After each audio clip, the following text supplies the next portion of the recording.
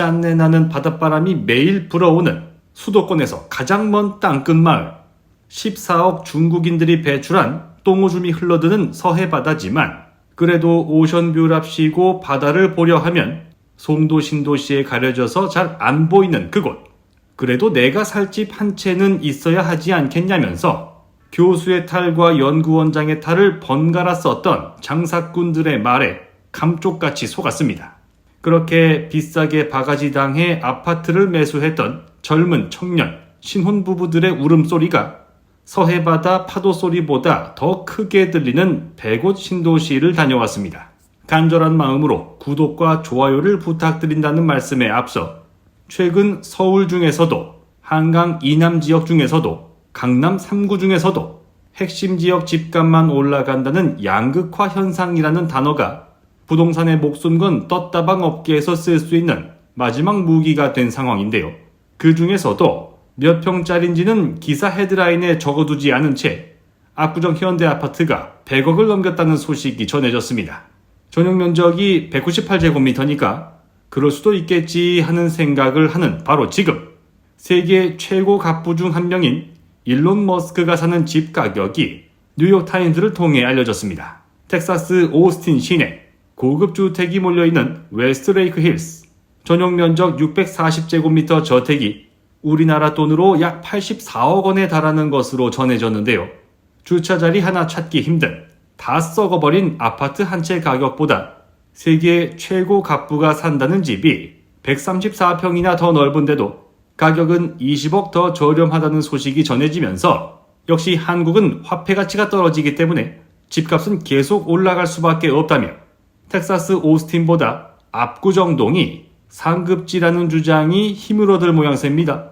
못 배우고 무식한 사람들의 목소리가 표현의 자유라는 미명하에 용인되고 있는 현실. 정말 큰일입니다. 서론이 너무 길어서 죄송합니다. 백옷 신도시가 태어날 수 있었던 것은 바로 옆에 붙어있는 정왕동 주민들 덕분입니다. 백옷 신도시가 들어선 터는 의리로 똘똘 뭉친 회장님을 필두로 하는 요새 프로야구 정규 시즌 1위라고 신이 나서 막대 풍선을 흔들고 있는 그 회사가 1985년부터 10년 넘게 죽자 살자 흙을 퍼와다가 바닷가를 메우며 간척 사업을 벌여 만든 땅이었습니다. 태생이 화약을 만드는 기업이다 보니 포탄을 비롯한 각종 무기 성능 시험을 위한 땅이 필요한데 폭죽 하나 터뜨려도 소애 떨어진다며 난리가 나는 세상에 폭약 터지는 소리가 한 번 들릴 때마다 집값이 100만원씩 떨어지게 생긴 정왕동 주민들이 지속해서 민원을 제기한 것입니다. 결국 2006년 한화는 시흥시의 땅을 팔아 한몫 두둑히 챙겨 떠나고 그 자리에 백옷 신도시가 지어지게 됩니다. 일단 아무것도 묻지도 따지지도 않고 백옷 신도시 그 자체만 놓고 본다면 살기는 좋아 보입니다. 아직 지은 지 10년도 되지 않은 신도시답게 깔끔한 외관은 물론 잘 정리된 구획, 해운대 가서 얘기했다가는 귓방맹이 쳐맞을 소리겠지만 바닷가를 따라 산책과 조깅을 즐길 수도 있고 대한민국에서 가장 아름다운 도시 중 하나로 꼽히는 송도 국제도시를 집 안에서 볼 수 있습니다. 하지만 일부 가정에서는 여보, 그래서 내가 송도에 집 사자고 했잖아. 송도는 15억 찍었는데 여기는 10억밖에 못 찍었잖아. 라면서 부부싸움이 벌어질 가능성도 배제할 수 없었는데요. 그럴 때는 고개를 남쪽으로 돌려 10층짜리 중저층 아파트 단지가 몰려있는 정왕동을 내려다보면 위안이 될지도 모르겠습니다. 그렇다고 정왕동을 너무 무시해서도 곤란한데요. 앞으로 약 2-3년 뒤부터 정왕동 아파트 단지들은 순차적으로 30년 재건축 연한이 도래하게 되는데 시화신도시라고도 불렸던 정왕동 아파트 단지를 조성할 당시 집안이 연약하다는 이유로 아파트를 10층 이상 짓지 못했기 때문에 정왕동 대부분 아파트 단지들의 용적률은 100% 초반대에 불과합니다.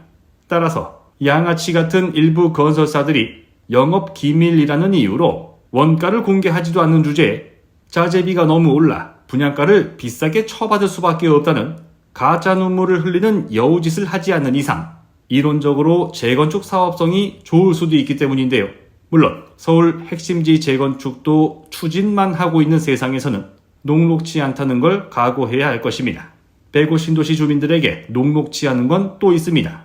신분당선이 개통되며 수지 사는 사람들이 강남 생활권이라 외친다거나 GTX가 개통되면서 파주도 강남 생활권이라 주장하는 것처럼 송도국제도시로 이어지는 백옷대교야말로 백옷 주민들이 송도 생활권이라 말할 수 있는 꿈과 희망이었습니다. 그런데 2021년 12월 람사르 습지로 지정된 송도 갯벌을 지나지 않도록 다리를 놔야 한다는 날벼락 같은 소식에 당초 2025년 준공 예정이던 백옷대교는 아직 착공조차 하지 못하고 행정소송을 이어가고 있는 상황인데요.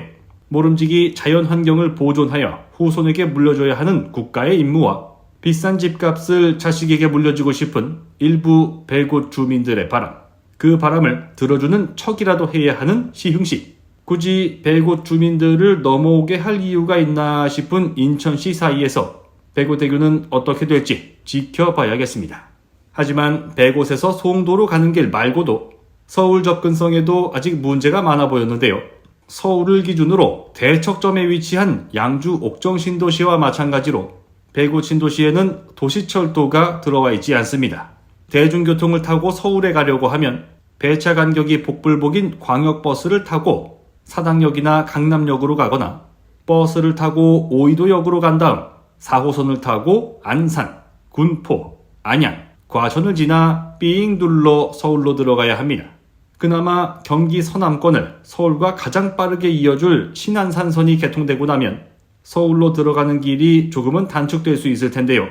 당초 계획대로라면 이미 작년 12월 개통이 됐어야 했지만 목이 쉬 정도로 서비스 시간을 무한정 넣어주는 노래방 사장님을 만난 것처럼 올해 4월로 미뤄졌다가 또다시 2026년으로 개통 예정일이 미뤄진 상황입니다.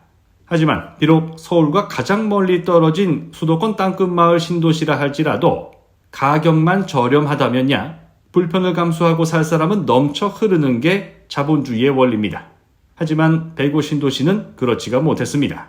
지난 2021년 개나 소나 빚내서 집 사는 게 당연하다 외치며 전 국민을 빚쟁이로 못 만들어 안달난 쓰레기 같은 유튜브 채널들 덕분에 풍선 효과 운운하며 강남 3구에서 날린 풍선이 시흥 백옷 신도시에서도 발견된 겁니다. 2021년 9월 시흥 백옷 C2 호반 서밋 플레이스 전용 면적 84제곱미터가 애누리 없이 딱 10억에 거래되며 시흥에서도 10억 클럽이 등장했다는 소식이 전국으로 퍼져나갔는데요. 하지만 지금은 남향의 고층 매물도 5억 8천만 원의 매도 호가를 형성하며 40% 이상 저렴한 가격으로 만나볼 수 있게 됐습니다. 두 번째로 비쌌던 시흥 백옷 SK뷰 또한 9억 4,500만 원에 거래됐던 2021년 7월 가격표를 허겁지겁 떼버린 다음 2025년 4월 3억이나 깎은 6억 4,500만 원에 팔고 떠난 사람이 등장했는데요. 3억이면 바로 옆 정왕동 아파트 한 채 사서 받는 월세로 제네시스 할부금을 낼 수 있는 돈인데요. 대체 누굽니까? 지금 6억이면 사고도 남을 집을 10억에 사게 만든 암세포 같은 존재들, 나라 망치는 K빌런, K쓰레기들이 그 곱상하게 생긴 쌍판떼기 들이밀고 헛소리 찍찍 해대는 유튜브 영상 예쁘게 잘 만들라고 송도 갯벌에 대가리 쳐박아 1시간 동안 머드팩 해주는 그날까지 이나망TV와 함께 해주시기 바랍니다. 다음 영상으로 돌아오겠습니다. 이러니 나라가 망하지.